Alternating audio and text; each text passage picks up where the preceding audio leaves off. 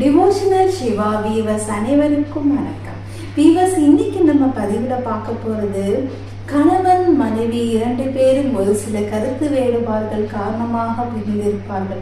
அவர்கள் ஒன்று சேர்வதற்கு நாம் என்ன செய்யலாம், அதை பற்றி தான் இன்னைக்கு பார்க்க போகிறோம்.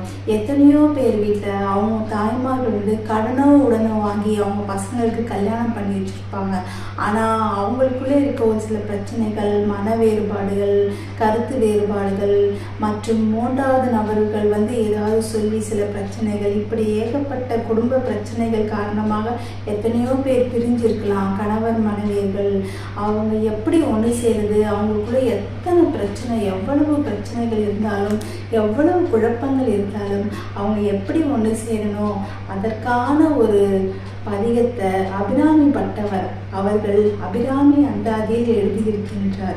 நீங்கள் என்ன செய்யணும், அந்த பசங்க ஒன்று சேரணும், கல்யாணம் பண்ணி வச்ச அந்த பசங்க வந்து மறுமுறை அவங்க வாழ்க்கையில் ஒன்றா இணையணும், பிரிந்த தம்பதியர்கள் ஒன்று சேர்ந்து வாழ வேண்டும் அப்படின்னு நினைக்கிற தாய்மார்களாக இருக்கட்டும், தகப்பன்மார்களாக இருக்கட்டும், இந்த பாடல் வரிகளை தினமும் நீங்கள் அம்பாள் முன்னாடி காலையிலோ மாலையிலோ சொல்லி வந்தால் நிச்சயமாக பிரிந்த தம்பதிகள் அவர்கள் வாழ்வில் ஒன்று சேர்வார்கள். அது என்ன வரையும் இப்போ நான் உங்களுக்கு சொல்கிறேன்.